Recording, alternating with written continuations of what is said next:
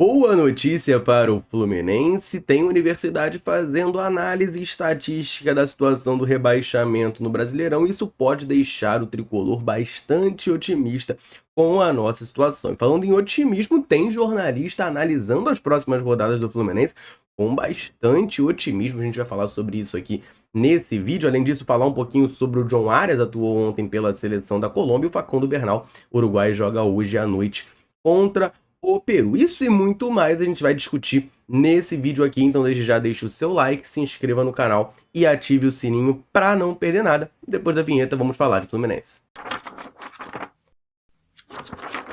Quero começar esse vídeo aqui fazendo um apanhado rápido da data FIFA. A gente sabe que o Fluminense tem 2 jogadores convocados para as eliminatórias da América do Sul, que são o John Arias pela Colômbia e o Facundo Bernal da seleção uruguaia. O John Arias já fez o seu primeiro jogo, são 2 partidas nessa data FIFA. Ele fez ontem o seu primeiro jogo contra a Bolívia fora de casa. O John Arias foi titular na seleção da Colômbia e substituído aos 18 do segundo tempo. E o resultado não foi dos melhores para a sua seleção. A Colômbia tinha um jogador a mais desde os 20 minutos do primeiro tempo, mas não conseguiu superar a Bolívia, que venceu por 1-0 com gol do Miguelito, atacante do Santos, e aí a Colômbia acabou sendo derrotada. Falando agora da partida de hoje do Uruguai, o Facundo Bernal convocado pela primeira vez, o Fluminense até postou oficialmente sobre isso, né, desejando boa sorte para ele. Não é exatamente a primeira vez, né? Ele foi convocado uma outra vez para disputar um amistoso, uma convocação que só levou atletas que atuavam no Uruguai à época.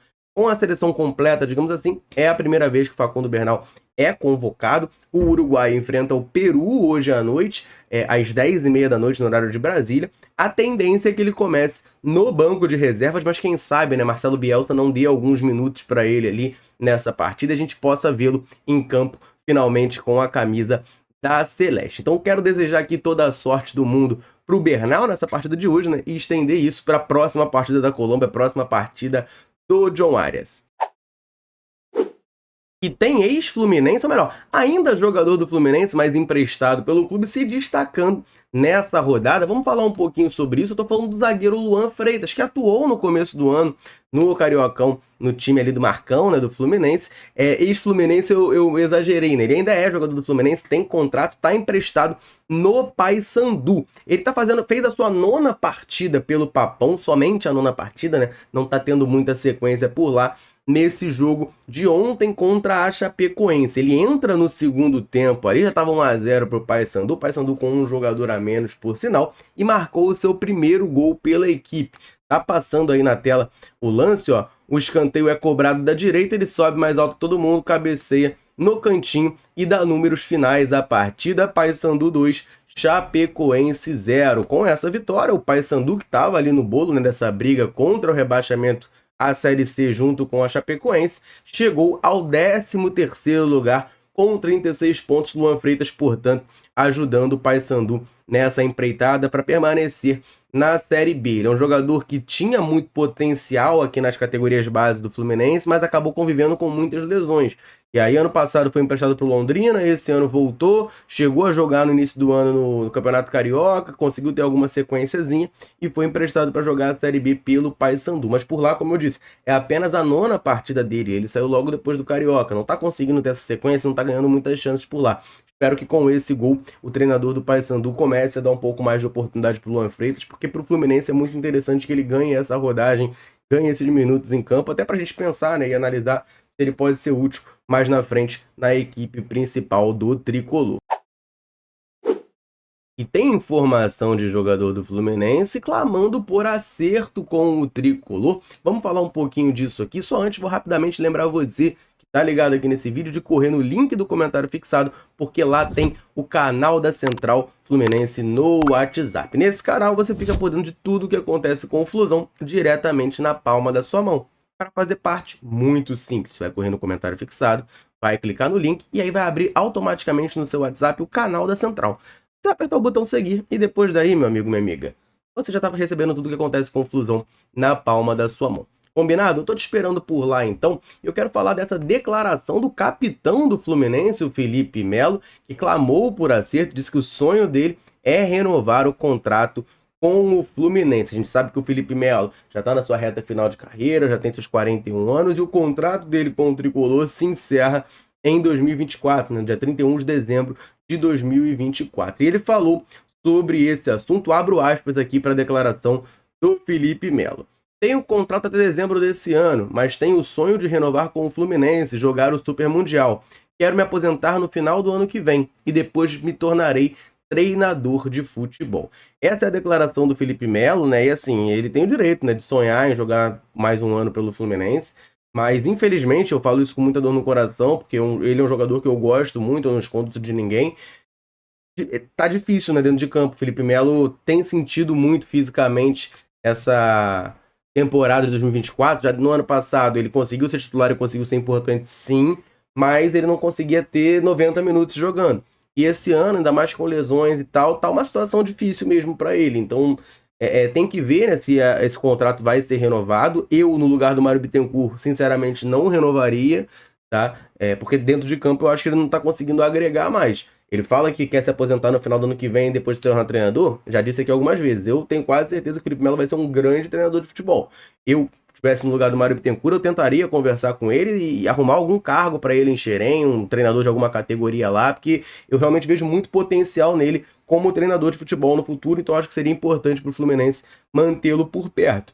Mas dentro de campo, de fato, é uma situação que está um pouco difícil, né? Não está conseguindo render aquilo que se espera dele. Então, fica uma situação bastante complicada. O Mário Bittencourt chegou a falar em coletiva, né? Que tanto ele quanto o Marcelo, dois jogadores que terminam o contrato no final desse ano, essas negociações, essas conversas só ocorreriam após o Brasileirão, após saber qual vai ser a situação do Fluminense, o Fluminense brigando contra a degola na competição. Eu quero, claro, saber a sua opinião, você ligado aqui na Central. Você renovaria o contrato do Felipe Melo por mais uma temporada ou você acha que não, é o momento dele se aposentar ou buscar novos ares? Comenta aí pra gente trocar aquela ideia. E tem boa notícia para deixar o tricolor otimista, porque tem universidade fazendo análise da probabilidade de rebaixamento por pontuação a se atingir no Campeonato Brasileiro. Esse estudo foi feito pela UFMG, que é a Universidade Federal de Minas Gerais, e ela avaliou a possibilidade de queda de cada time a partir das pontuações, né? 40 pontos, 41 pontos, entre 40 e 46. Vale lembrar que faltam 10 rodadas para o fim da competição, o Fluminense já tem 30 pontos, né? Então, nessa lista aqui, que eles começaram essa régua mínima com 40 pontos, o Fluminense precisaria em 10 jogos fazer 10 pontos. Não é uma meta tão ousada assim, em 3 jogos o Fluminense, 3, 4 jogos o Fluminense consegue alcançar isso. A gente sabe que existe um número mágico ali dos 45 pontos, né, que muito se almeja, mas o próprio Mário Bittencourt chegou a falar em coletivo, é verdade, né? Muitos anos os times se salvam com bem menos do que 45 pontos. Segundo o levantamento da UFMG, tá? Se o time alcançar 46 pontos no Brasileirão, ele tem 99,9% de chance de não ser rebaixado, tá? Então, assim, 46 pontos, você está virtualmente salvo. Situação muito semelhante com os 45 pontos. Eles colocam aqui como 99% de chance de você se salvar. Com 44, a porcentagem vai para 96,2% de chance. Com 43 pontos, vai para 85,2% de chance. 42 pontos, 63,2% de chance. 41 pontos, 36,8% de chance. E com 40 pontos, a porcentagem fica em 26,4%. Então o Fluminense alcançando aí, né, mais 10, 12 pontos no campeonato, dificilmente vai ser rebaixado.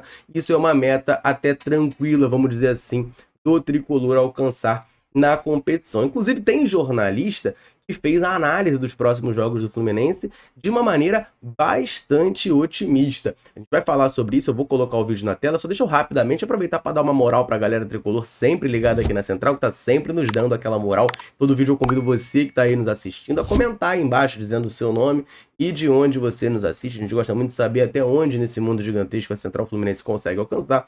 Galera, chega junto, deixa o comentário e sempre que a gente pode, a gente vem aqui e manda aquele abraço.